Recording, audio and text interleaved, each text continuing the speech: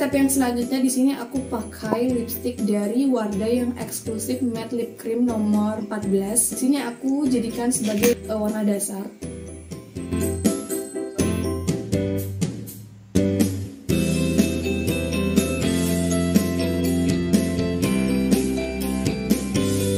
Kemudian aku pakai Wardah eksklusif matte lip cream yang nomor 12. Aku taruh di bagian tengah.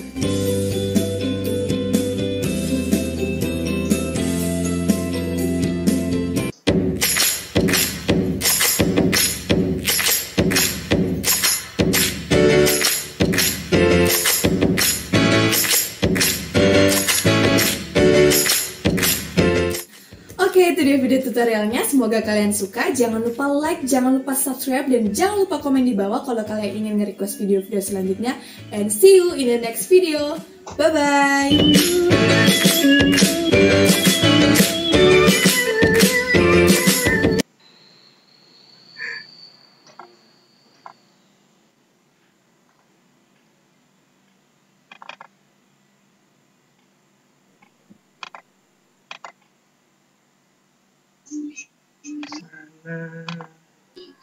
Astuti Hairudin, Astuti Hairudin. Mana temanku?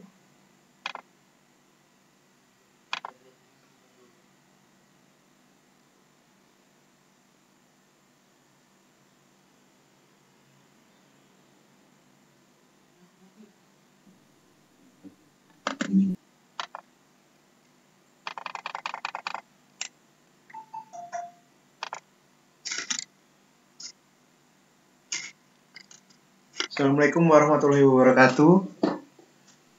Waalaikumsalam. Warahmatullahi wabarakatuh. Oke, teman-teman semua, adik-adik semua, kali ini materi kita berasal dari Jakarta, orang Jakarta. Tapi sebenarnya beliau itu asli Kendari, kemudian dulu kuliah di Jogja, dan sekarang kerjanya di Jakarta. Nah, pemateri ini merupakan apa ya? Jadi Kakak Astuti ini bekerja di sebuah perusahaan.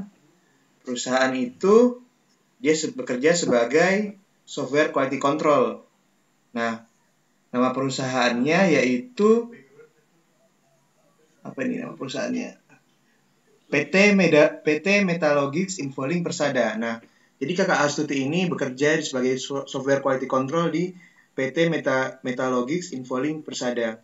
Nah, dulunya pada saat Kakak ini kuliah, dia mengambil jurusan informatika dengan konsentrasi software engineering atau programming. Nah, tapi pada saat kerja, kebetulan beliau mendapat job desk sebagai software quality control. Nah, buat anak-anak RPL yang penasaran, kira-kira kalau kita sebagai software quality control itu ngapain ya? Job desk-nya apa ya? Nah, kita langsung tanyakan ke Kakak Astuti. Nah, Kakak Astuti dipersilakan untuk membawa materi. Oke, bismillahirrahmanirrahim. Udah kedengaran belum suaranya? Iya. Ya udah, aman, masuk. Bismillahirrahmanirrahim. Assalamualaikum warahmatullahi wabarakatuh. Selamat pagi dan salam sejahtera untuk kita semua. Waalaikumsalam. Apa kabar teman-teman semua? Udah pada mandi belum? Belum Mandi siapa? Udah. Iya, dia. Saya belum. Ada yang belum? Ada. Saya mengucapkan banyak terima kasih kepada Bapak Wahyu yang sudah mengundang saya di sini, memberi kesempatan untuk berbagi ilmu, berbagi pengalaman, dan berbagi semangat kepada teman-teman semua. Tadi Bapak Wahyu udah perkenalkan ya, tapi lebih baik saya perkenalkan diri kembali. Jadi nama saya itu Hastuti, teman-teman bisa panggil saya Tuti. Saya lulusan Universitas Amikom Yogyakarta, lulusnya tahun 2018. Kebetulan sekelas sama Bapak Wahyu. Cuma Bapak Wahyu, kalau Bapak Wahyu dia ngambilnya konsentrasi multimedia, kalau saya ngambilnya konsentrasi programming. Gitu. Nah, selama kuliah saya ngapain aja sih? Jadi selama kuliah itu saya aktif di Badan Eksekutif Mahasiswa Universitas Amikom Yogyakarta di Kementerian Eksternal. Selain itu, saya juga aktif sebagai student staff Public Relation Direktorat Kehumasan dan Urusan Internasional Universitas Amikom Yogyakarta. Ngapain tuh Kak kalau jadi student staff tuh? Nah, kalau sebagai student staff kemarin itu kerjaannya gini sih. Biasanya kalau anak-anak SMA atau SMK itu kan ngadain studi tour gitu kan. Oh ya. Nah, Amikom itu biasanya jadi tempat untuk teman-teman SMA dan SMK untuk melakukan kunjungan industri. Nah, yang handle kunjungan industri di Amikom itu teman-teman dari student staff Humas. Gitu. Jadi penyambung antara kampus dengan yang datang itu ya Kak? Ya, benar banget. Jadi misalnya kalau teman-teman nanti punya kesempatan dari pihak sekolah ngajak ke Amikom, nanti teman-teman yang akan kalian temui di sana itu adalah mahasiswa, jadi bukan dosen ataupun karyawan, jadi pure mahasiswa. Kayak gitu. Berarti kakak dari zaman kuliah sudah belajar public relation ya? Sudah belajar ngomong, sudah belajar? Ya, sudah belajar. Kebetulan emang tertariknya di situ. Kayak gitu. Nah, karena merasa pengalaman saya cukup pas kuliah, akhirnya di 2017 kalau nggak salah, itu saya daftar lagi magang di Telkomsel sebagai brand ambassador. Itu kurang lebih sekitar setahun. Kemudian setelah setahun magang di Telkomsel Branch Jogja, itu saya diajak untuk menjadi duta internet baik Telkomsel. Jadi pekerjaannya selama menjadi duta itu kita melakukan seminar, penyuluhan ke teman-teman SMP maupun SMA, apa sih dampak buruk dan bahaya dari kecanduan game dan pornografi. Itu kita sosialisasinya ke SMP, SMA se-Jawa Tengah. Berarti bisa seaktif itu ya kalau kuliah orang tuh? Ya, jadi pas kuliah itu justru pengalaman di bidang non-akademis itu lebih banyak daripada akademis. Makanya pas di akhir-akhir kuliah itu karena merasa pengalaman saya di bidang akademis itu kurang banget. Jadi pada saat akhir kuliah, tepatnya waktu penyusunan skripsi, itu saya menyempatkan diri untuk melakukan internship di PT Gama Techno Indonesia sebagai IT support di divisi Lifestyle and Common Industry kayak gitu. Cerdasnya apa tuh Kak kalau di situ? Nah, sebenarnya pas kuliah itu saya sempat putus asa sih. Soalnya saya masuk ke konsentrasi programming dan setelah masuk di sana ternyata tidak sesuai ekspektasi. Jadi ternyata programming seperti ini susah ya ternyata, dan mulai putus asa di situ. Kalau saya lulus nanti mau jadi apa, sedangkan skill programming saya itu bisa dibilang biasa aja dibandingkan teman-teman yang lain. Nah, setelah magang, akhirnya pikiran saya kebuka. Teman-teman yang kuliah di jurusan programming itu tidak semata-mata pas lulus nanti jadi programmer, nggak semata-mata jadi gitu. Ternyata setelah lulus itu kalian bisa jadi IT support, kalian bisa jadi analis, dan kalian juga bisa jadi QC seperti saya. Nah, pekerjaan QC itu seperti apa sih? Jadi di sini aku mau nge-share ke teman-teman.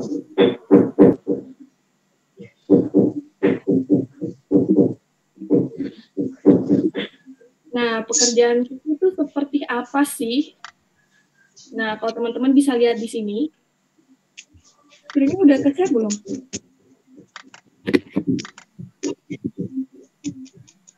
Udah. Udah ya? Udah. Nah, kebetulan saya kerjanya itu di perusahaan IT sebagai quality control. Kerjanya itu apa sih? Jadi aplikasi atau software yang sekarang teman-teman pakai itu, sebelum teman-teman pakai itu dilakukan testing dulu. Materi screenshot.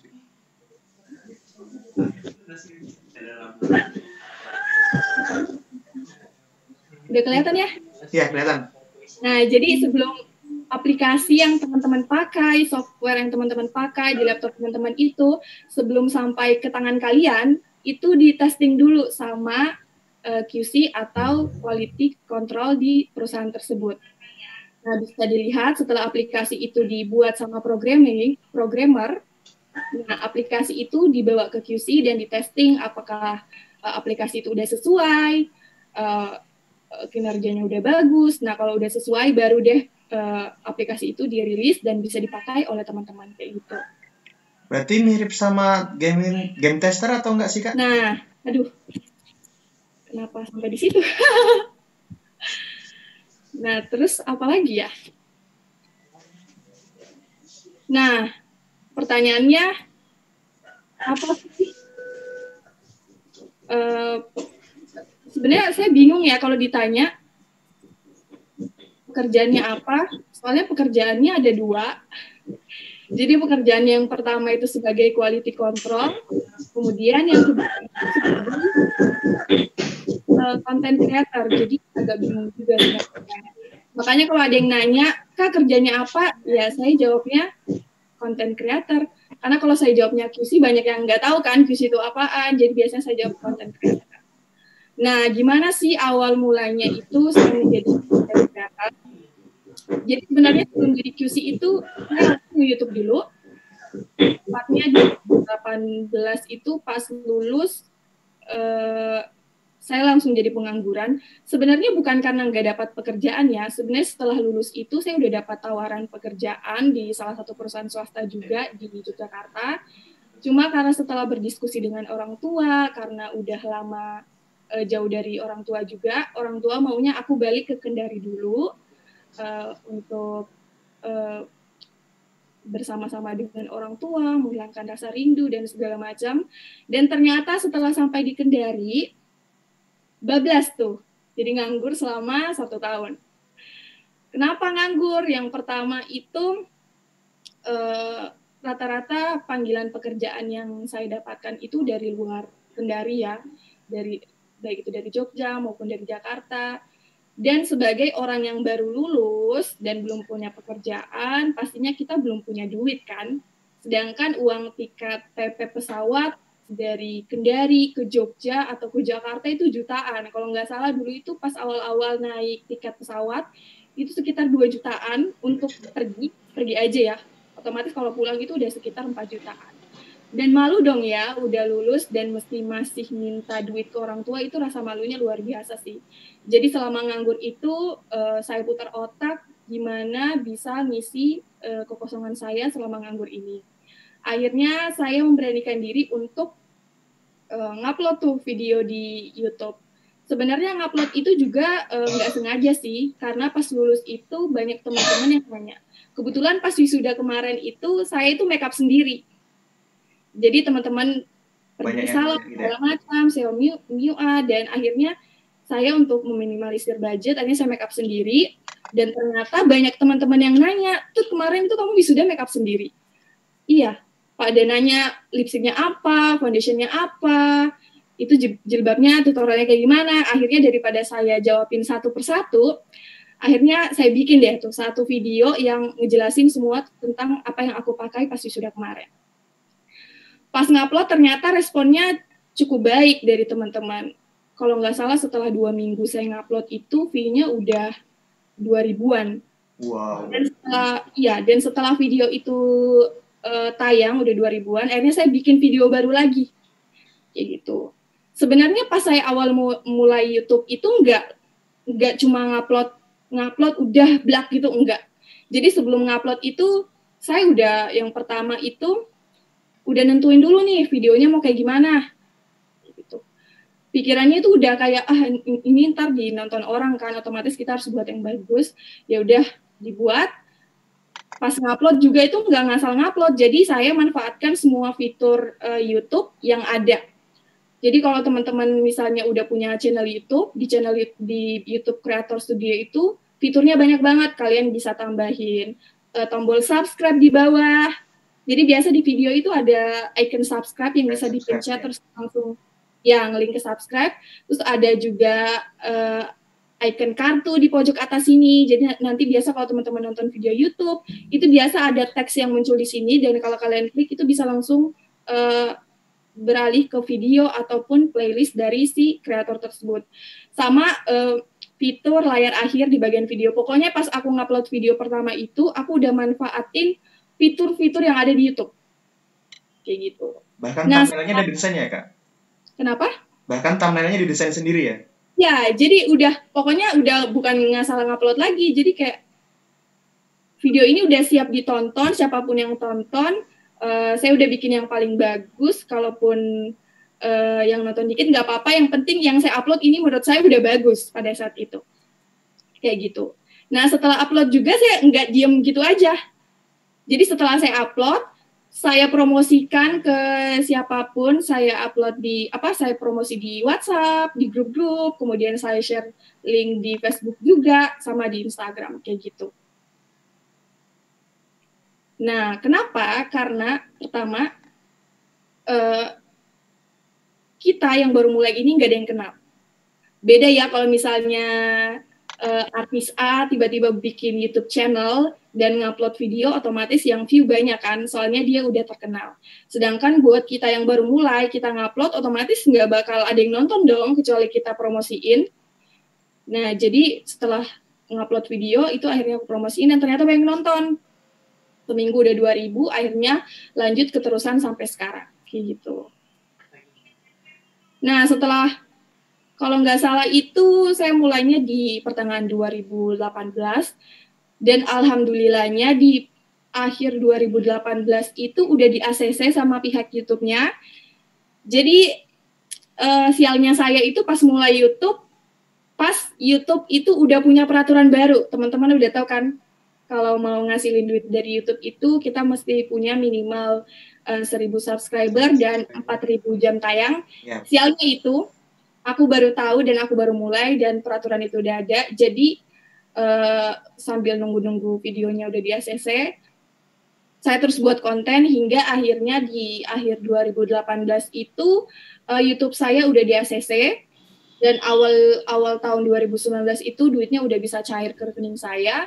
Dan alhamdulillahnya uangnya itu bisa dibilang udah setara sama UMR karyawan Kendari. Iya, jadi kalau misalnya orang bilang saya pengangguran juga enggak, karena saya ngasilin duit, jadi ya gitu deh. Nah, pas udah ngasilin duit itu, akhirnya duit itu saya pakai buat modal saya untuk nyari kerja di Jogja pada saat itu. Kayak gitu. Berarti awalnya mungkin untuk ngisi waktu, tapi ngisi waktunya planningnya jangka panjang ya, Kak? Nggak pikir jangka pendek? Ya, jangka panjang, kayak gitu. Sebenarnya pas ngisi waktu itu, saya juga sempat daftar-daftar kan di beberapa bank di Kendari, karena kebetulan saya juga itu kayak pengen gitu loh, punya cita-cita mau jadi banker, mau kerja di bank.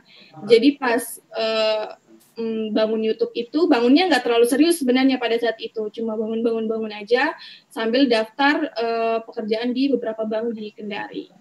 Dan udah 2 bank yang saya daftar, dan dua-duanya itu berhenti di tahap terakhir seleksi. Jadi kalau teman-teman misalnya daftar di bank itu, tahap seleksi di bank itu yaitu interview kepala cabang. Dan dua-dua itu saya berhenti di tahap interview kepala cabang. Karena kegagalan yang saya alami itu, saya setelah gagal itu saya benar-benar aku udah nggak mau lagi daftar di bank. Oke, aku mau fokus kerja jadi content creator. Aku mau buktiin kalau duit yang aku punya itu lebih banyak dari karyawan yang kerja di bank. Kayak gitu, sesimpel kayak gitu sih. Makanya bisa semangat seperti sekarang. Kalau ceritanya nih, Kak, bisa ke Jakarta dulu karena masukin submit lamaran juga? Iya. Sekarang itu enaknya kalau teman-teman mau kerja, nggak usah bawa lamaran pekerjaan ke kantor. Kalian bisa pakai Jobstreet untuk masukin lamaran di situ. Teman-teman yang mulai dari lulusan SD sampai lulusan S1, S2, S3 itu bisa ngelamar pekerjaan lewat Jobstreet. Dan kemarin itu hampir semuanya itu saya daftarnya lewat Jobstreet sih. Jobstreet. Kayak gitu. Berarti langsung ada panggilan dari situ ya, Kak, setelah masukin ke Jobstreet? Ya, tapi pas mendaftar pekerjaan keluar itu, saya emang udah fokusin. Jadi, saya mau daftar di bagian quality control.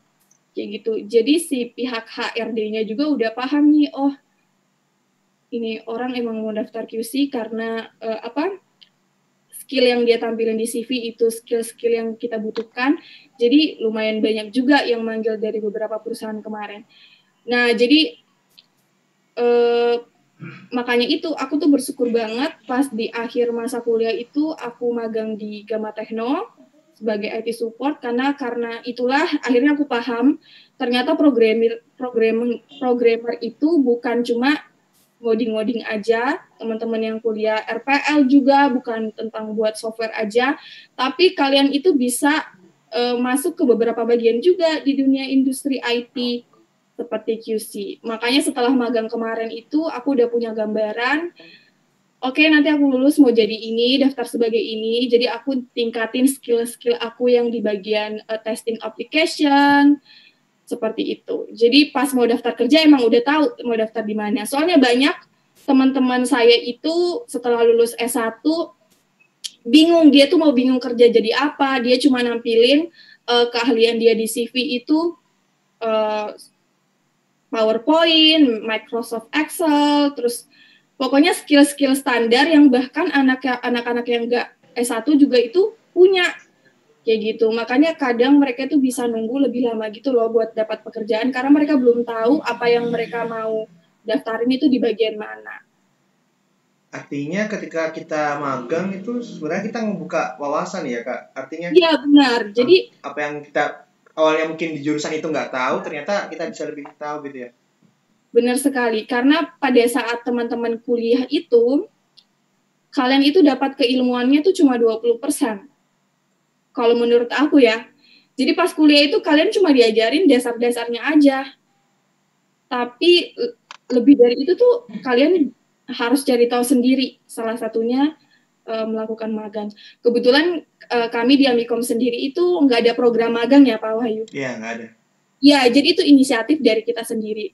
Mau magang silahkan, mau apa silahkan, itu terserah dari mahasiswanya. Jadi magang nggak wajib, tapi kampus ngebuka peluang buat magang di semua badan usaha kampus dan dibolehin juga kalau mau di luar. Iya, kebetulan Amikom juga itu punya beberapa badan usaha sendiri ya. Untung apalagi buat teman-teman yang bagian animasi itu bagus banget sih, soalnya di Amikom juga punya perusahaan animasi, jadi kalian bisa langsung kerja di sana atau magang di sana. Banyak banget sih peluang kalau di Amikom kayak gitu. Dan kayaknya ada hal yang di kota lain nggak dapat ya Kak. Jadi kalau di Jogja itu, kalau kita semester 3 itu kita udah bisa magang di mana-mana ya. Kalau di benar banget. Kota lain mungkin seperti Kendari atau Makassar mungkin magang di sambil kuliah tuh masih jadi hal yang tabu ya, masih jadi jarang. Tapi kalau di Jogja kita semester 3 itu udah bisa masukin lamaran kemana aja ya. Benar banget. Teman-teman saya itu banyak yang bahkan masih semester 3 itu dia udah bukan magang lagi, bahkan udah kerja di perusahaan, jadi itu bagus banget sih. Ini teman-teman ada kalau ke depannya nih Kakak, buat Kakak industri YouTube ini masih seberapa besar sih peluangnya menurut Kakak? Kalau sekarang sih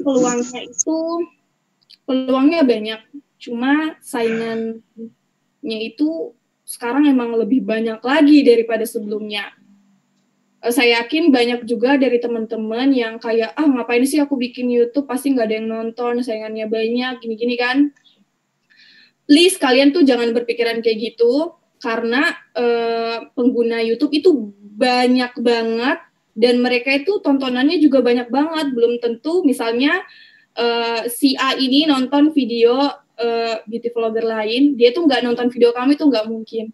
Pasti tuh mereka tuh punya standar konten kreatornya sendiri gitu loh. Kayak misalnya dia tuh lebih suka kalau kamu yang bikin video, dia lebih suka kalau misalnya nonton video kamu, dia nggak suka sama konten kreator ini. Pokoknya kalian jangan berpikiran, nggak ada yang nonton, dia tuh subscribernya udah banyak, aku baru mulai, subscribernya cuma dikit. Kalian jangan berpikiran kayak gitu, karena user YouTube itu banyak, dan kemauan mereka tuh juga banyak gitu loh. Mereka mau nonton yang kayak gini, mereka nggak mau nonton yang kayak gini, kayak gitu. Pokoknya kalian buat aja deh, mulai aja deh, kayak gitu. Oh ya, kalau menurut Kakak nih, ngebangun personal branding itu penting nggak sih di masa-masa, kan biasanya ini anak-anak SMA atau anak-anak kuliah terutama cewek ini biasanya rata-rata followersnya ini 1.000 lebih kan. Nah, tapi kadang mereka hanya sebatas oke, follower saya banyak, tapi nggak punya personal branding sendiri. Nah, menurut kakak ngebangun personal branding itu seberapa penting sih? Menurut aku saat ini personal branding itu dibutuhkan banget ya teman-teman, apalagi di dunia yang sudah digitalisasi kayak sekarang. Teman-teman sekarang itu perlu banget apalagi memperbaharui sosial media kalian. Karena orang-orang yang nggak ketemu langsung dengan kalian, otomatis itu menilai kalian itu dari sosial media kalian. Jadi usahakan kalian itu mulai dari YouTube, mulai dari Facebook, mulai dari Instagram itu dibenerin. Saya kasih gambaran ya. Saya juga baru tahu tentang ini. Setelah saya gabung di dunia content creator ini, kemudian bertemu sama beberapa teman juga yang pekerjaannya sama dengan saya, ternyata peluang kita itu di sosial media itu banyak banget. Jadi sebuah brand itu melakukan kerjasama bukan cuma ke kreator atau ke orang-orang yang followersnya itu banyak, nggak cuma itu. Jadi mereka itu ngebagiin 3 bagian. Jadi ada yang micro, ada yang pokoknya ada 3 bagian. Nah buat teman-teman yang followersnya 1000-an itu masuk ke micro.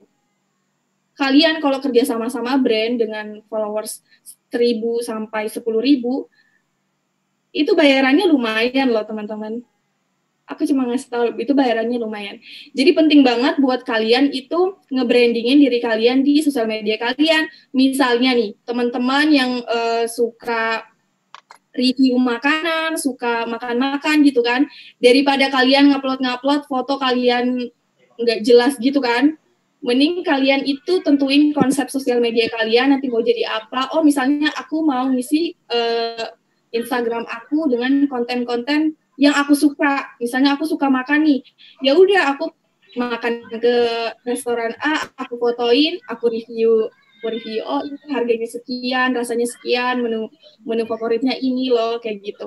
Terus kalian apa, pokoknya kalian sesuai deh, misalnya kalian pengen brandingin diri kalian sebagai food blogger, ya udah sosial media kalian isi dengan konten-konten food kayak gitu. Kalau misalnya kalian pengen nge-brandingin diri kalian dengan gamers misalnya, ya udah kalian isi sosial media kalian dengan konten-konten game kayak gitu. Nah, kalau orang-orang yang aktif di sosial media itu kan biasanya disebut influencer ya kak ya. Nah, menurut kakak seberapa besar sih impact yang mereka hasilin ketika mereka mereview sebuah produk, entah itu positif atau negatif? Kira-kira menurut kakak itu seberapa besar impactnya, dan ada tidak ya etika yang perlu mereka adik-adik ini pelajari sehingga ketika dia mereview sesuatu itu tahu nih, oh yang positif ini, yang negatif itu mungkin nggak perlu ditampilin semua, atau ada hal-hal umum yang bisa ditampilin, ada yang enggak, atau kayak gimana tuh kak? Jadi kalau sebuah sebenarnya semua orang itu bisa dikatakan influencer ya. Kalau misalnya walaupun adik-adik cuma punya followers di bawah 1.000 misalnya, tapi teman-teman itu ngupload produk dan ternyata teman kalian itu suka lagi, apa itu produknya, aku mau dong beli, itu kalian udah bisa disebut sebagai influencer karena kalian udah menginfluence orang-orang untuk beli atau pakai yang udah kalian pakai kayak gitu. Jadi bukan berarti teman-teman yang punya followers banyak itu baru bisa disebut influencer, enggak. Teman-teman yang punya followers sedikit tapi sudah bisa nge-influence orang-orang itu bisa dikatakan sebagai influencer. Nah, gimana sih etika kita sebagai content creator untuk nge-review sebuah produk, apalagi kalau produknya itu jelek dan kita nggak suka? Sebenarnya tiap content creator itu punya caranya masing-masing ya. Cuman ada baiknya kalau misalnya, contoh nih, kalau misalnya kalian, misalnya aku nge-review sebuah produk kosmetik, produknya ini bagus. Cuma baunya ini, kalau menurut aku baunya ini terlalu menyengat. Aku bilangnya enggak, aku nggak bilang kalau ini aku suka produk ini cuma baunya nggak enak, bikin aku mual atau apa gitu. Enggak, jadi cara penyebutannya itu dibuat lebih halus gitu loh. Jadi misalnya kalau baunya ini nggak enak gitu, busuk gitu kan, kita bilangnya baunya ini agak nggak enak di aku, tapi mungkin aku aja, tapi mungkin ada yang suka dengan bau ini, tapi aku nggak terlalu kayak gitu. Kita nggak langsung belak-belakan, ini busuk, Ngejudge bau gitu ya. banget. Iya, jadi kita pakai bahasa yang halus, dan kalau bisa pas nge-review produk itu, walaupun dia punya kejelekan, kita tetap sebutin. Cuma kita reviewnya itu kita tekankan di kelebihan produk. Kayak gitu. Karena belum tentu ya kita ini, tiap orang kan itu seleranya beda-beda ya. Belum tentu kita nggak suka sama produk ini, terus orang lain juga nggak suka, belum tentu. Bisa jadi kita nggak suka baunya, tapi orang-orang bilang, baunya biasa aja. Jadi kita usahakan pakai bahasa-bahasa yang menurut kita bahasa-bahasa yang aman, sopan, dan tidak out of the box ngejatuhin sebuah brand. Makanya brand itu lebih suka sama konten creator yang kayak gitu. Seperti itu. Nah, selain dapat income dari monetize YouTube langsung, Kak, kira-kira apa lagi yang bisa dapat ketika kita sudah menjadi content creator nih, Kak? Apakah ada dari luar juga atau dari sponsor?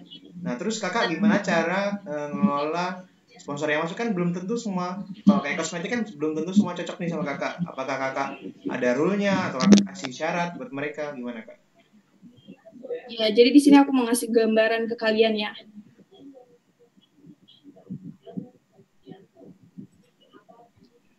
Nah, untuk kalau gaji YouTube itu, gaji content creator itu apa sih? Aku jelasin nih, keuntungan kalian menjadi content creator. Gaji kalian itu ada 2. Itu udah pasti. Yang pertama itu AdSense. Kalau kalian sebagai kreator di YouTube, kreator kan macam-macam. Kalian bisa jadi kreator di Instagram, kreator di Facebook, bahkan sekarang udah ada kreator di TikTok. Kayak gitu. Dan semua itu ada duitnya, guys. Nah, buat teman-teman yang punya rencana untuk jadi kreator di YouTube, kalian tuh punya satu pendapatan tetap, yaitu dari AdSense. Jadi orang-orang yang nonton video kalian itu ngasilin duit ke kalian via AdSense. Dan yang kedua, kalian tuh bisa dapatin duit dari endorsement atau kerjasama brand. Kayak gitu. Jadi pendapatan kalian ada 2. Kalau menurut aku sendiri, bahkan gaji dari kerjasama brand itu kalau digabungin ya sama AdSense ya, bahkan itu bisa lebih banyak daripada gaji kantoran aku sebenarnya. Jadi kayak gitu. Untuk endorsement sendiri itu macam-macam ya. Biasanya kalau kita sebagai content creator kita bedain antara endorsement all shop sama endorsement brand itu beda. Jadi kalau endorsement dari all shop itu biasanya kita pasang tarif yang standar all shop. Kayak gitu.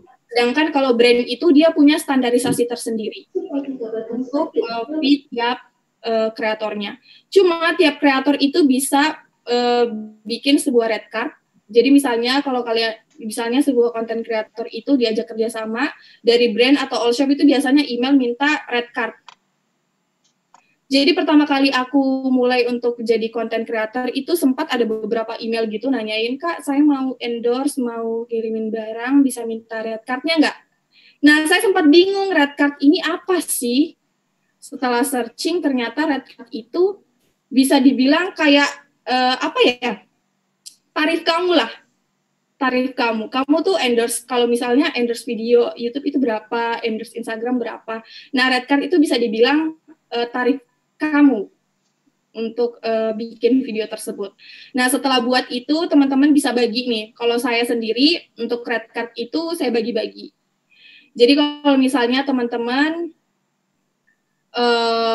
untuk endorsement via YouTube aja, itu kalian bisa pasang tarif sekian, terus kalian kasih misalnya dia beli yang paket YouTube ini, dia dapat apa aja nih benefitnya. Gitu. Sedangkan kalau dia beli paket komplit misalnya udah ada video YouTube plus video Instagram, itu tarifnya berapa? Jadi kayak gitu. Itu penting banget sih. Soalnya pas pertama kali aku mulai YouTube itu kan banyak yang email gitu kan. Saking nggak percaya dirinya aku dan nggak paham juga, aku bilangnya nggak tahu, dia udah gratis aja gitu kan. Dia udah kan dibayar seikhlasnya aja. Ternyata tuh nggak apa-apa sih awal-awal, tapi ternyata pendapatan dari itu juga lumayan sih. Jadi buat teman-teman, manfaatin sosial media kalian, karena sekarang itu brand nggak ngelihat dari jumlah subscriber atau jumlah followers kalian, kalau mereka lihat konten kalian itu udah bagus, kayak misalnya Instagram dia udah tertata, terus YouTube dia videonya juga udah, oh udah bagus nih videonya udah tertata kayak gini, mereka tuh bakal ngajakin kalian buat kerjasama kayak gitu. Jadi tidak melulu tentang subscriber, tidak melulu tentang jumlah followers, tapi mereka langsung melihat dari isi konten yang teman-teman upload kayak gitu. Udah menjawab belum Bapak Wahyu? Berarti sebenarnya income-nya bisa dari mana? Sebenarnya luas ya income-nya itu, Kak? Ya, luas banget. Itu salah satu kelebihan sih teman-teman, walaupun saya kerja kantoran ya, tapi itu teman-teman kalau misalnya sebagai kerja di dunia digital, sebagai kreator, itu pendapatannya luas banget dibandingkan teman-teman yang kerja di kantoran, karena kalian itu bisa dapat income dari mana aja, mulai dari AdSense, dari endorsement, kerja sama brand, belum lagi kalau kalian dapat endorse di TikTok misalnya, TikTok itu sekarang endorsement-nya lebih mahal red card-nya dibandingkan endorsement Instagram, kayak gitu. Kalau kakak sendiri nih, pernah nggak sekali nolak endorsement karena produknya nggak cocok? Ya, jadi buat teman-teman yang nonton konten creator, nggak semua apa yang mereka promosikan itu bohong. Biasa kan banyak yang bilang, aku nggak mau pakai ini, dia tuh pasti di endorse, pasti bohong tuh reviewnya karena dia dibayar. Enggak guys, enggak segampang itu. Mungkin ada beberapa, tapi kalian nggak bisa pukul rata semua kreator kayak gitu. Termasuk aku, biasanya kalau aku itu pilih-pilih. Jujur kalau teman-teman lihat, email aku itu banyak dari all shop atau brand yang ngajakin kerjasama. Cuma aku pilah-pilah. Mereka kan biasa kalau email itu nampilin sosial media dari si brandnya, produknya apa. Sebelum kita ACC atau kita mau diajak kerjasama sama pihak tersebut, kita tuh cari tahu dulu, ini produknya udah aman belum ya? Bagus belum ya? Udah ada yang pakai belum ya? Jangan-jangan kita dijadiin percobaan mereka gitu kan. Apalagi kayak produk-produk skincare itu tuh kita mesti hati-hati banget. Karena bayangkan kalau misalnya kita review sebuah produk dan ternyata produk itu nggak baik, terus kita bilang produk ini bagus ke teman-teman, terus teman-teman tertarik dan teman-teman beli, pas kalian beli ternyata wah wajah kalian rusak. Kan yang jadi masalah itu ke content creator-nya bukan ke brand-nya. Kayak gitu. Jadi kita tuh hati-hati banget guys. Jadi kalau misalnya kalian bilang, aku nggak mau, pasti dia bohong nih, dia dibayar nih. Enggak. Content creator itu buat nerima sebuah kerjasama, itu tuh kita cari tahu dulu, nggak langsung terima nih, ambil dibayar. Enggak. Kita cari tahu sendiri dulu, ini produknya bagus nggak, aman, udah ada yang pakai belum, reviewnya kayak gimana. Kalau ternyata lebih banyak yang bagus dari produk ini, ya udah kita ambil kerjasamanya kayak gitu. Berarti kita nggak bisa ya Kak sembarangan, karena kita udah tergiur sama uangnya, semua endorsement diterima, nggak ngecek, nggak ngetes, apalagi kosmetik, kita nyuruh orang pakai tapi kita nggak pakai, itu pasti kita bisa dituntut ya, karena mungkin ada beberapa kasus sebelumnya ya yang sudah terjadi ya, seperti itu ya. Benar-benar. Kalau aku sendiri untuk produk skincare itu, skincare, body care, hair care, itu biasanya aku lakukan percobaan dulu. Itu bisa paling lama itu 1 bulan dan paling cepat itu seminggu apa 2 minggu. Itu aku cobain dulu. Setelah aku make sure produk itu bagus dan cocok di aku, oke, aku buatin videonya dan aku upload. Kalau misalnya kelebihannya lebih banyak daripada kekurangannya, aku buat. Sedangkan setelah kalau misalnya aku udah coba nih seminggu, 2 minggu, atau sebulan, ternyata produknya nggak bagus nih, muka aku malah jerawatan, beruntusan gini. Aku nggak jadi review produk itu, aku balikin dan aku nggak jadi ngambil duitnya gitu. Biasanya kayak gitu sih. Berarti untuk misalnya nerima sebuah endorsement, biasanya Kakak kasih jangka waktu dulu buat ngetes produknya dulu ya Kak, gitu ya? Ya, bener banget, kayak gitu. Nah, biasanya setelah misalnya ternyata nggak cocok tuh, Kakak langsung ngembain produknya ke alamat pengirim atau bagaimana Kak? Kalau produknya sendiri itu, kalau aku biasanya, kalau sampai saat ini belum pernah ngebalikin sih. Tapi soalnya kalau aku ngabarin ke pihak brandnya, bahkan pihak brandnya yang minta maaf gitu kalau misalnya produknya salah. Cuma emang videonya aku nggak jadi dan uangnya nggak aku ambil. Biasa kalau untuk balikin produknya itu, Aku belum nemuin sih sekarang, karena biasanya Minta gitu ya.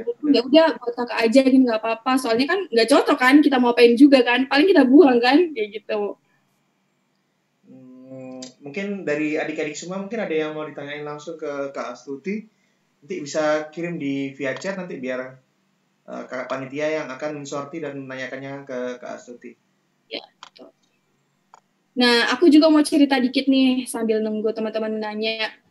Jadi sebenarnya awal aku mulai YouTube itu, teman-teman tadi udah nonton kan videonya kan pas aku video awal aku bikin YouTube. Tahu nggak itu video yang aku tag itu semuanya tag pakai kamera handphone. Tepatnya untuk video yang pertama itu aku tagnya pakai kamera Vivo V5. Kalau sekarang itu udah kamera Vivo udah level paling bawah deh. Dan itu bukan kamera aku guys, itu kamera adik aku yang kalau mau tag itu aku mesti rebutan dulu sama dia, berantem kayak gitu. Soalnya tahu kan anak-anak itu biasanya anak-anak SMA itu kan takut biasanya kan. Kalian pasti kalau HP kalian dipegang sama kakak kalian atau saudara kalian pasti was-was kan. Ada privasi ya. Ya, takut privasi kalian, chat kalian sama cowok kalian keliat. Nah, itu ada aku. Jadi kalau misalnya aku mau tag itu mesti berantem dulu. Oh, ntar kamu baca chat aku gini kayak gitu. Pokoknya itu strugglingnya luar biasa sekali deh. Terus untuk lighting yang aku pakai juga pas pertama kali mulai YouTube itu, lightingnya itu, wah ini aku mau liatin kalian ada nggak ya di sini. Lightingnya itu aku bikin sendiri. Kalau nggak salah harga ring light pada saat itu tuh mahal banget ya, sekitar 2 jutaan, dan ya jujur aja aku nggak punya duit kan buat beli lighting, kamera aja minjem punya adik gitu kan. Akhirnya aku handmade buat sendiri lampu ring light gitu. Kalau teman-teman tahu ring light, ada lampu Philips yang bulat itu yang kalau nggak salah harganya 30 ribuan gitu. Aku beli, terus aku beliin tripod, terus aku pasang, jadi wujudnya tuh seperti ring light gitu. Ada nggak ya fotonya? Pokoknya kalian yang mau memulai karir kalian di dunia digital, please jangan jadiin itu semua alasan. Aku nggak mau mulai dulu, kameraku jelek, aku nggak mau mulai dulu, aku nggak punya lighting. Please jangan.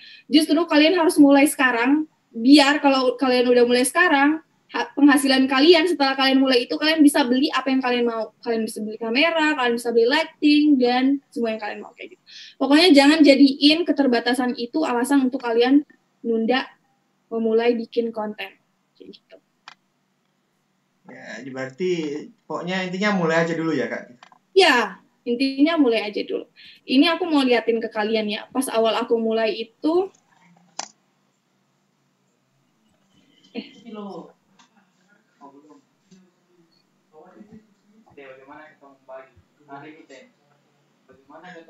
ini pertama kali aku nggak punya screenshotnya ya. Ini aku foto gitu dari laptop aku dulu, dan ternyata masih ada di galeri WhatsApp.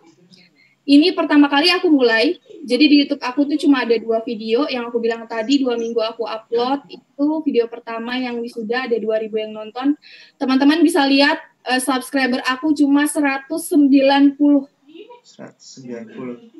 Dengan durasi video 14 menit ya rata-rata ya, Kak? Ya, rata-rata 14 menit. Kayak gitu. Ini pertama kali aku mulai.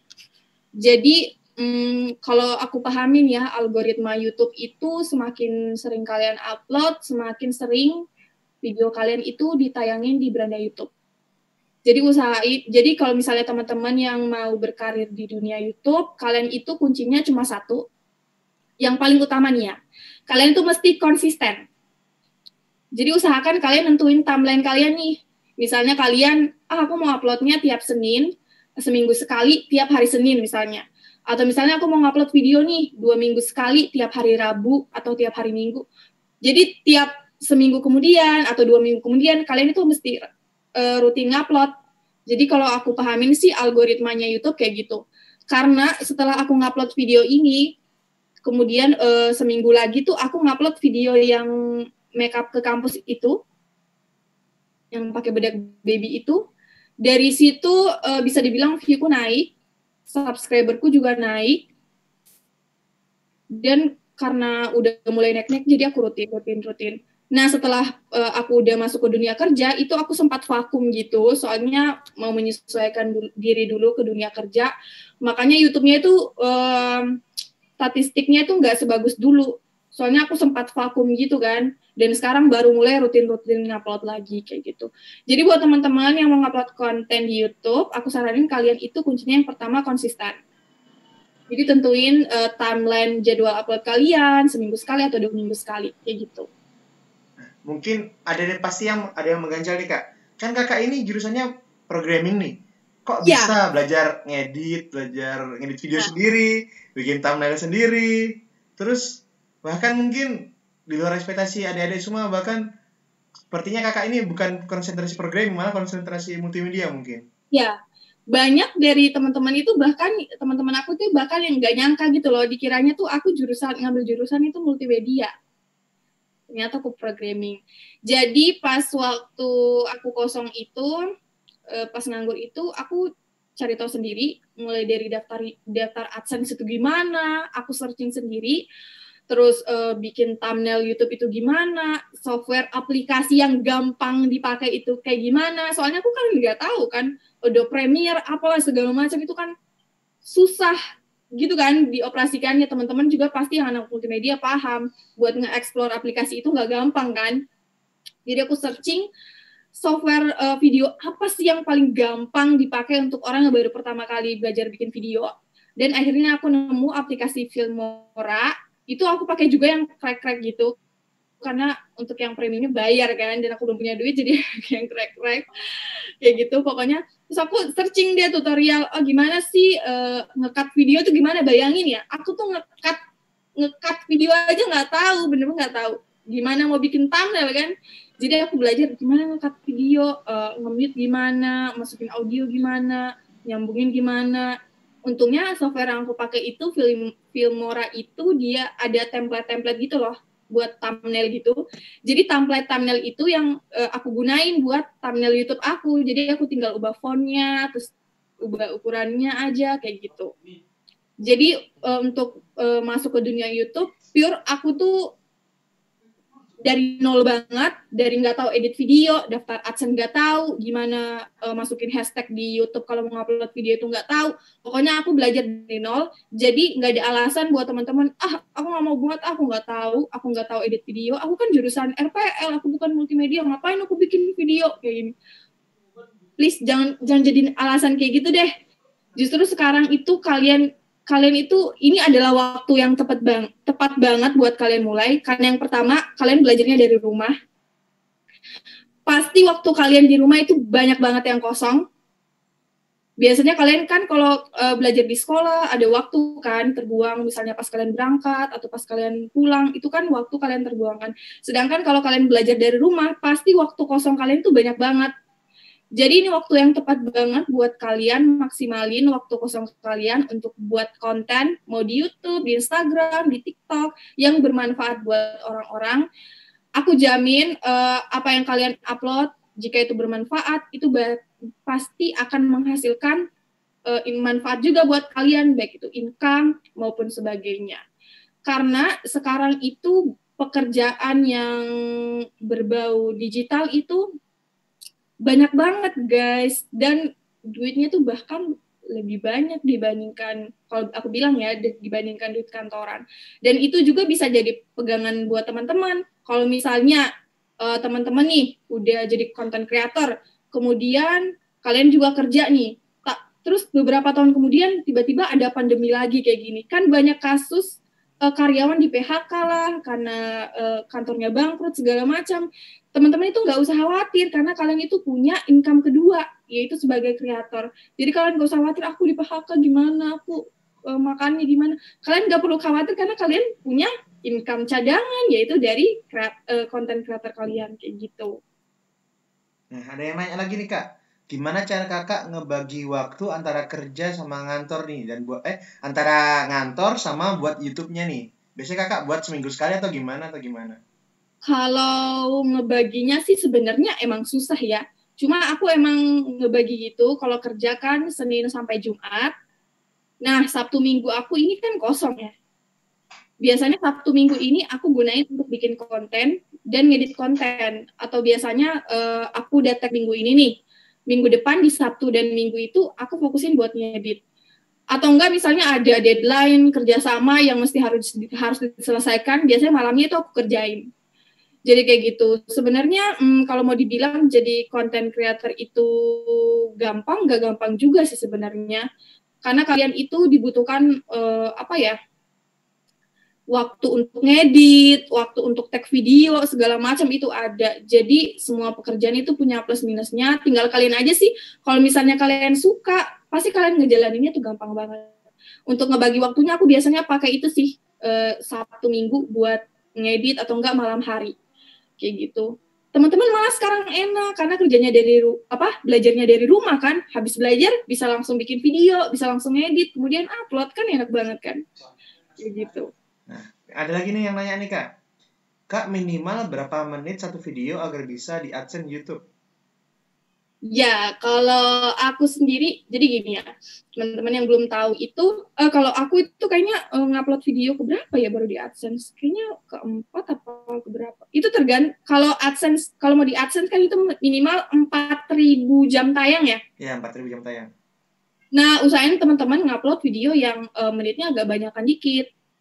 Kayak gitu. Jadi misalnya satu video nih ada berapa belas menit misalnya. Kalau misalnya teman-teman ngupload beberapa video dengan durasi yang sama belasan menit dan ternyata banyak yang nonton, itu cepat dimonetasnya juga cepat kayak gitu.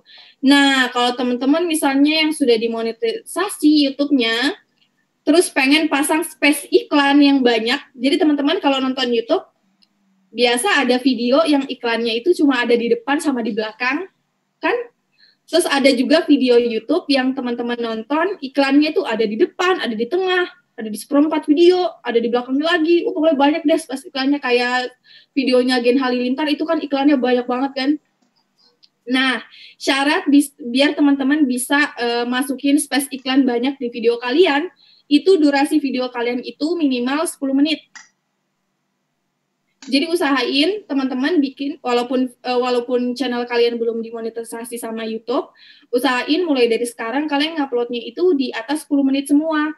Jadi kalau misalnya konten kalian udah di ACC sama YouTube, channel kalian udah di ACC, kalian bisa edit video kalian yang lama, terus kalian tinggal sisipin iklan-iklan di video kalian kayak gitu.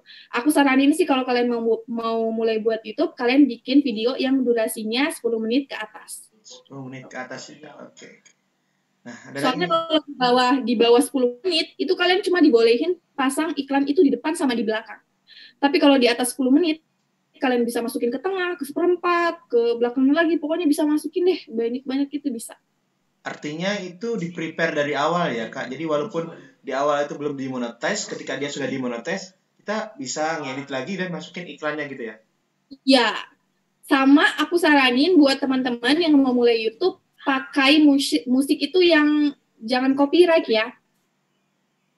Itu kerugian banget sih buat kalian, apalagi misalnya video kalian banyak yang tonton, tahu-taunya musiknya musik copyright, itu kan income-nya itu nggak lari ke kalian, lari ke yang punya musik. Jadi buat teman-teman yang mau mulai bikin video di YouTube, kalian bisa manfaatin fitur YouTube, ini aku liatin ya, ada fitur YouTube yang ini. Jadi kalian bisa download musik yang non copyright langsung. Nah, ini.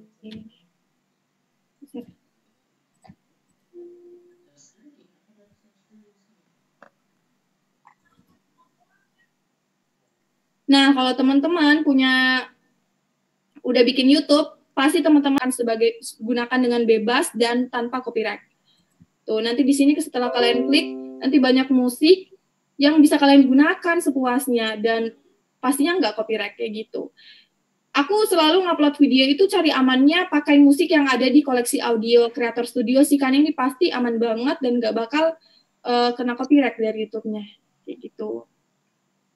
Berarti kalau kan anak-anak sekarang tuh ya kalau bikin video suka pakai lagu-lagu artis terkenal gitu.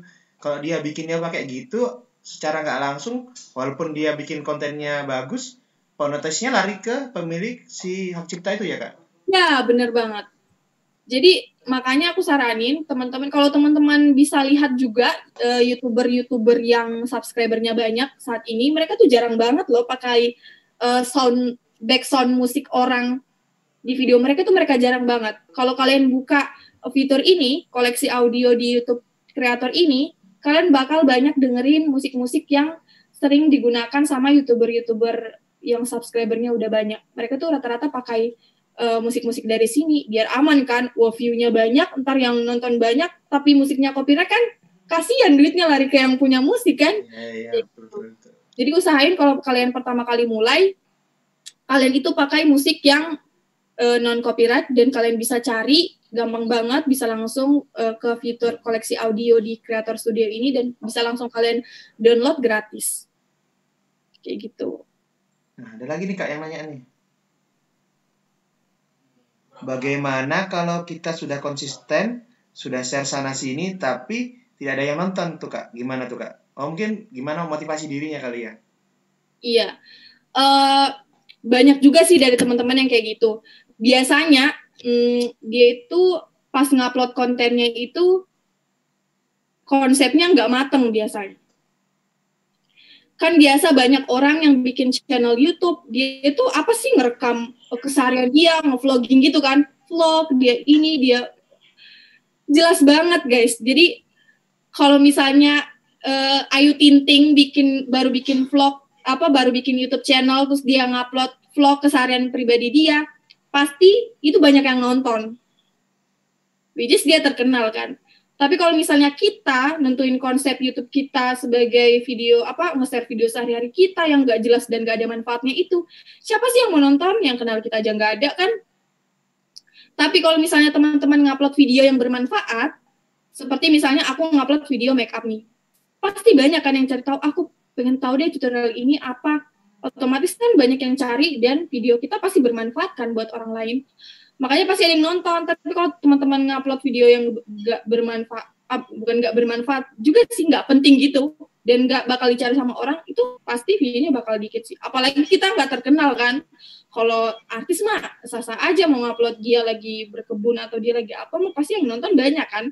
Jadi usahakan yang pertama kalau kalian mau ngupload konten di YouTube itu kalian tentuin dulu, YouTube aku ini konsepnya apa sih? Aku mau fokus kemana nih? Aku mau fokus ke make up deh. Ya udah, kalian ngupload kontennya yang berbau make up, entah itu tutorial make up, tutorial hijab misalnya, review make up, review skincare kayak gitu. Pokoknya berbau tentang beauty kayak gitu.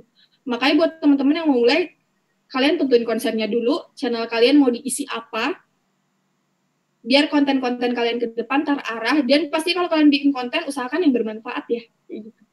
Artinya kalau kita membuat kayak, kan orang sekarang, anak-anak sekarang mungkin bikinnya daily vlog gitu ya, yang sebenarnya untuk pemula itu tidak direkomendasikan ya. Artinya itu bisa kalian lakukan setelah mungkin kalian sudah mulai dikenal, sudah punya subscriber yang lumayan. Nah, itu daily vlog mungkin bisa dijadikan konten opsional atau pilihan gitu ya. Iya, benar-benar banget. Kalau kalian udah terkenal misalnya subscribernya atau followersnya udah banyak, kalian bikin konten untuk keseharian kalian itu boleh banget, pasti ada yang nonton. Tapi kalau misalnya kalian awal-awal mulai, usahain kalian bikin konsep, mau apa nih channel aku nih, bikin konten yang bermanfaat, upload, terus kalian promosiin, dan kalian konsisten uploadnya, itu dijamin sih bakal naik. Aku jamin sih. Ada lagi yang nanya nih Kak, oh tadi mungkin dia ketinggalan nih, Kak, berapa lama akun Kakak bisa dimonetize? Kalau orang-orang bilang ya lumayan cepat, aku juga bingung ya. Jadi aku tuh awal mulanya itu 2018 pertengahan. Jadi di akhir 2018 itu Oktober apa September itu udah dimonetize, itu aku udah bisa masukin space iklan. Jadi udah sekitar berapa bulan?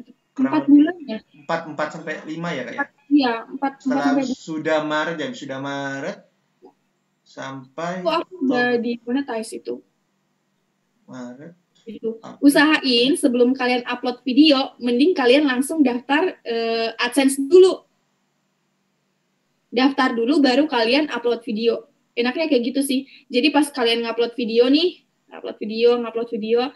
Nah, itu sekalian channel kalian nunggu standarnya nih. Jadi kalian di ACC gitu loh. Kalau misalnya udah memenuhi kan bisa langsung di ACC sama Google-nya, otomatis di ACC kayak gitu. Kalau nggak Jadi salah ngupload satu ya, setelah ngupload satu kita udah bisa ngaktifin monetize, tinggal nunggu approve kan ya jamnya. ya kayak gitu. Jadi usahain kalian daftar aja dulu.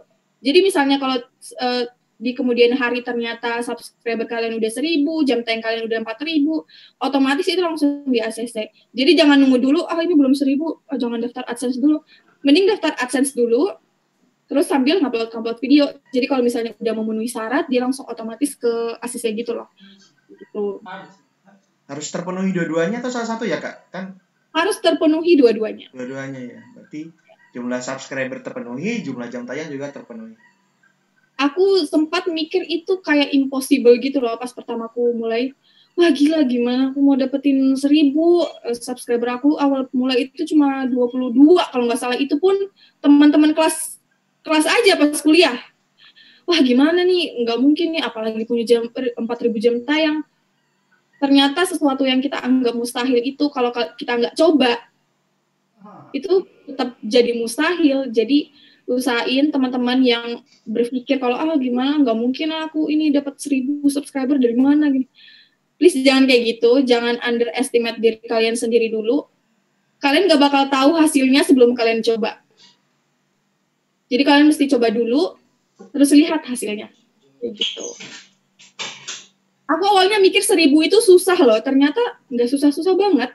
Jadi setelah 4 bulan aku setelah 4 bulan aku upload video dimonetize, tepat di pergantian tahun tahun baru 2019, itu aku udah 10.000 subscriber. Wah, cepet banget ya berarti ya Kak sebenarnya. Aku bener-bener nggak nyangka. Padahal aku tuh ngasih target. Jadi target aku tahun ini YouTube aku dimonetize, subscriber 1.000 aja deh, yang penting dimonetize. 2018 itu. Dan ternyata enggak. Bahkan aku dapat 10.000 subscriber di 2018 itu. Jadi buat teman-teman, dicoba dulu, jangan di underestimate diri kalian sendiri. Kalian nggak bakal tahu kalau kalian belum coba. Artinya hasil itu nggak akan mengkhianati usaha ya Kak sebenarnya? Ya benar banget. Nah, kalau sekarang udah berapa nih Kak subscribernya? Kalau sekarang baru 38.000 sih. Baru ya Kak, baru. Soalnya emang ada jeda waktu gitu sih pas aku masuk kerja buat menyesuaikan di kantor sama itu kan. Jadi aku lumayan pernah vakum sebulan apa 2 bulanan gitu di YouTube. Artinya pengaruh ya Kak, ketika kita memulai sesuatu yang beruntun terus kita berhenti, itu pengaruh banget ya impact-nya. Berpengaruh banget. Makanya kunci dari si YouTube itu emang konsistensi. Gitu. Berarti kalau sekarang sudah 2020, berarti sudah hampir jalan 2 tahun ya Kak? Iya, udah hampir 2 tahun lebih. 2 tahun. Kayak gitulah. Nah, kalau untuk Kakak sendiri nih, kan itu tadi lebih ke konten kreator ya. Nah, kalau Kakak yang rasain sendiri nih, kerja di Jakarta sebagai software quality control nih, kira-kira apa yang menjadi suka dukanya sebagai software quality control nih? Suka dukanya sih, untuk suka dukanya, baik sebenarnya kita mulai dari kultur dulu ya. Kalau misalnya buat teman-teman, saya banyak banget dengar keluh kesah teman-teman saya yang dari Jawa kemudian kerja di Jakarta itu kayak gila keras banget, atasannya kejam segala macem, bahasanya nyablak gitu kan, mereka kan ngomongnya emang nadanya keras gitu kan. Cuma karena kebetulan saya dari Sulawesi, Kendari, apalagi teman-teman yang Makassar, kan kita udah terbiasa gitu kan dengan orang bicara dengan nada keras, dengan nada kasar, kan kita udah biasa kan. Jadi kalau terkait kultur, pas pertama kali kerja di Jakarta aku nggak terlalu masalah sih. Karena dari kita sendiri yang dari orang Sulawesi emang kulturnya juga keras gitu kan, ngomongnya keras, ngomongnya kasar. Jadi pas kerja sama orang-orang kayak gitu nggak masalah kayak gitu. Nah untuk dunia kantornya sendiri, kalau menurut aku suka dukanya itu karena emang suka sama pekerjaannya ya, kita testing itu jadi enak aja sih. Cuman dukanya itu kalau misalnya kita ngetes aplikasi yang udah, misalnya kita ngetes aplikasi A versi 8. Kita udah make sure nih aplikasi ini fiturnya itu udah bagus, cuma ada satu bugs nih, ada error. Misalnya, dia itu nggak bisa ngirim ngirim pesan misalnya, terus kita kasih ke developernya untuk benerin si fitur pesannya ini biar dia bisa ngirim pesan. Dan setelah aplikasi itu udah dibenerin, kita dikasih lagi nih aplikasi yang versi A.9. Ini udah yang dibenerin itu udah yang fitur pesannya. Dan setelah kita tes, fitur pesannya emang udah bener. Udah bisa ngirim pesan, udah segala macam. Tapi ada bugs lagi di fitur yang lain yang awalnya kita tes itu udah nggak ada apa-apa. Itu full kesannya itu sih. Sebenarnya itu. Jadi ketika ngebenerin bug yang lama, ternyata Ya. bug yang baru muncul lagi ya. Muncul bug yang Bug yang udah sebenarnya bener tapi tiba-tiba ngebug. Iya. Oh, ini ada yang nanya lagi nih. Makanya itu sih. Kak, gimana cara biar channel YouTube-nya bisa banyak subscribernya? Soalnya udah 6 bulan nih Kak, channel aku naiknya lambat banget. Aku mau nanya dulu, itu kontennya apa?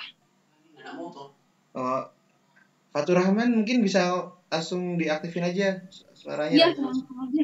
Konten motor-motoran. Motor-motoran, otomotif gitu ya? Ya, Nah, terus jadwal uploadnya udah konsisten belum? udah setiap hari Sabtu atau Minggu. Terus udah dipromosiin? Ya sering sih, tapi nggak tahu mau promosi di mana. Tapi biasa juga di Instagram sudah, di Facebook sudah.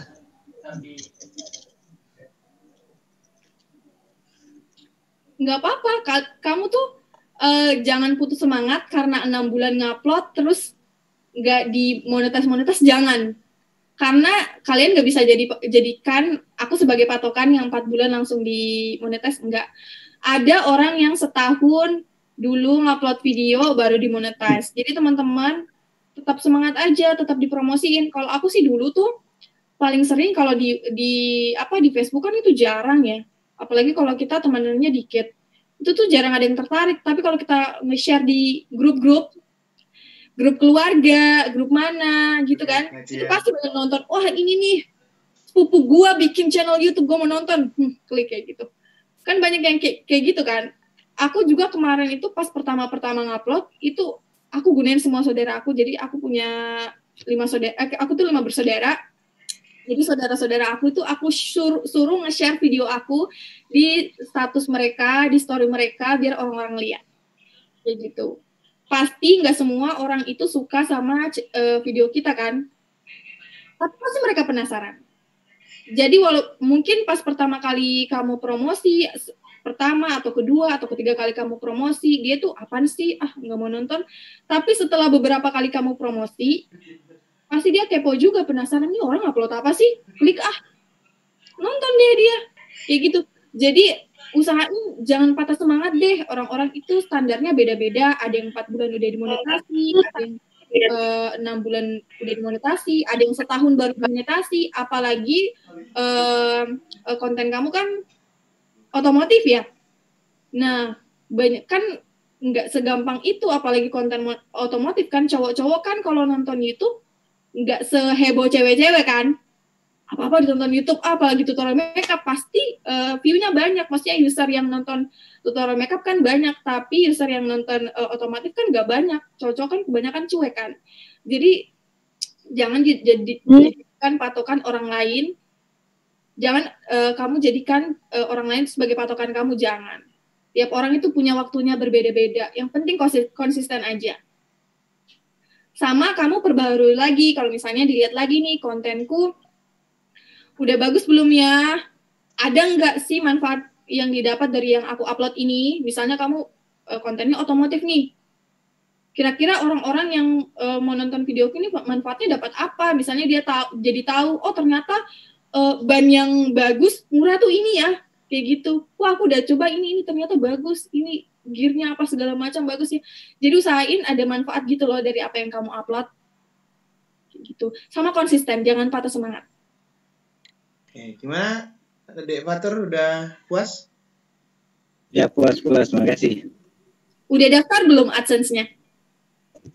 Di mana? Belum didaftarin? Belum. Nah, cara daftarnya tuh gampang banget, teman-teman. Jadi kalian itu bisa, bentar ya aku share screen dulu. Nah, kalian itu bisa ini banyak sih kalau kalian lihat di Google itu banyak.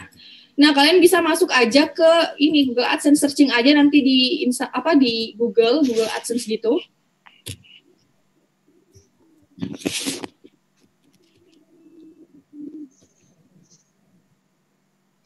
Nah, nanti ini kalian diarahin kayak gini kan. Tuh. Kalian bisa langsung klik mulai. Nanti kalian ini diarahin buat mulai. Aku usahain kalian pas mau daftar Google AdSense, kalian udah punya email Gmail gitu loh. Jangan pas daftar baru kalian bikin Gmail. Usahain pas kalian daftar AdSense, kalian itu udah punya Gmail.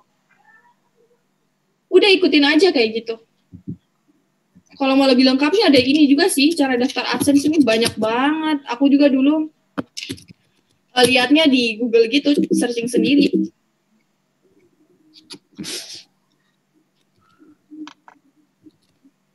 Gampang banget deh, pokoknya yang penting mau aja. Tuh. Pokoknya gampang banget, banyak banget. Kalian bisa ikutin, dan semuanya itu caranya gampang. Tuh. Jadi mending sekarang, siapa tadi? Didaftarin dulu AdSense-nya.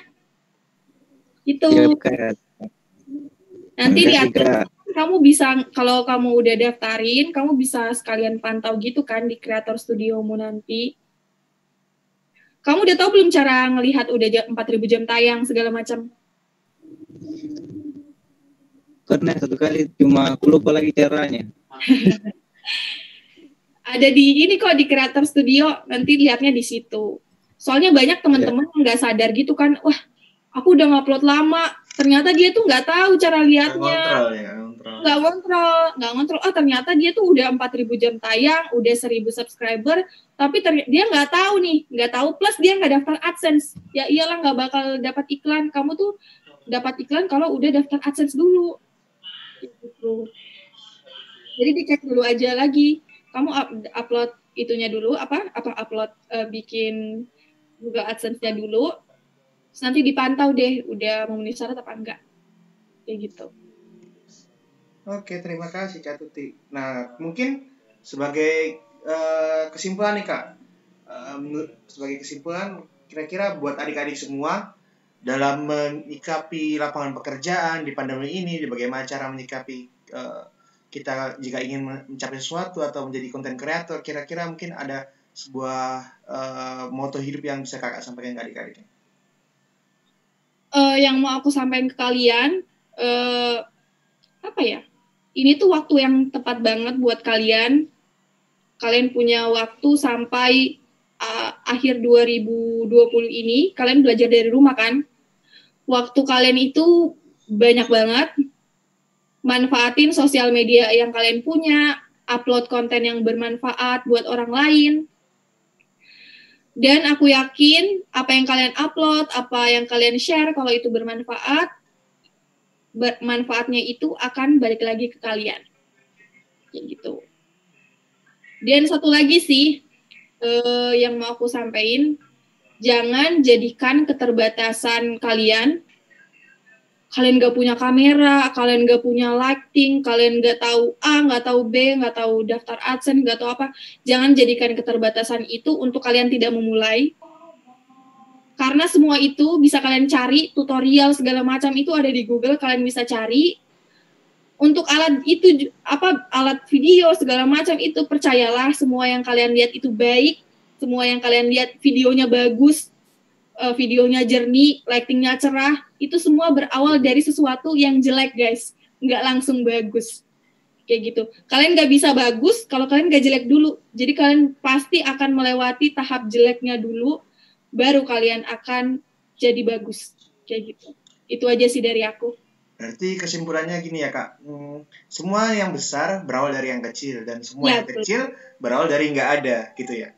Jadi jangan pernah ngerasa minder sama yang udah besar, karena yang besar juga pernah kecil, yang kecil bahkan pernah nggak ada sama sekali gitu ya. Ya, betul banget. Oke, terima kasih banyak Kak Tuti udah ngeluangin waktunya di hari Sabtu gini, harusnya libur malah sharing-sharing buat teman-teman semua. Mungkin semoga ilmu yang di-share ke adik-adik semua ini bermanfaat.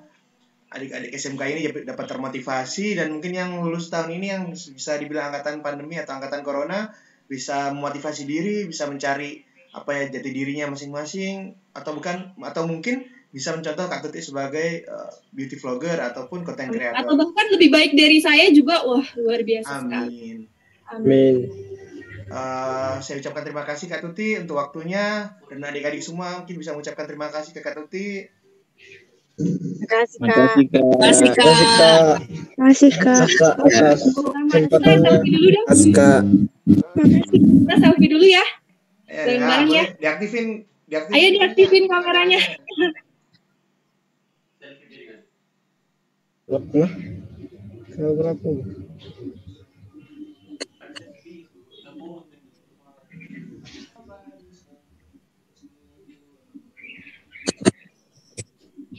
Kalau aku bilang halo ya, gitu ya.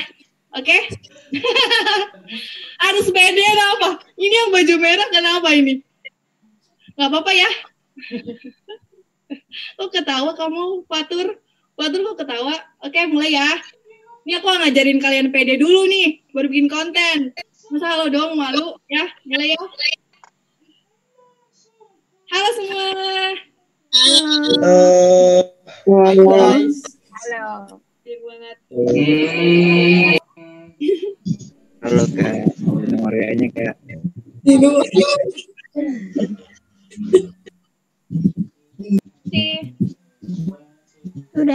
Sudah, terima kasih adik-adik semua. Terima kasih Kak Tuti. Sampai berjumpa di seminar berikutnya. Mudah-mudahan info yang bermanfaat dan bisa Ada kesempatan di pandemi. mungkin besok lusa saya bisa main-main langsung ke sekolahnya ya. Ya boleh nih kan, kalau main-main ke Kendari kan rasanya di Makassar, apa tak bisa main ke sekolah? Ya, dari kan deket ya Makassar. Bapak saya juga aslinya Goa.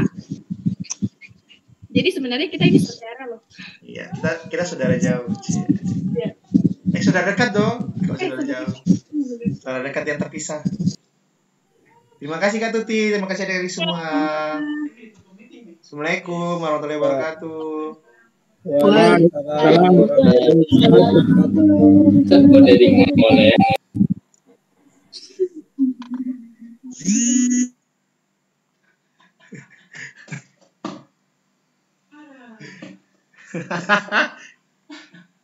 Melenceng.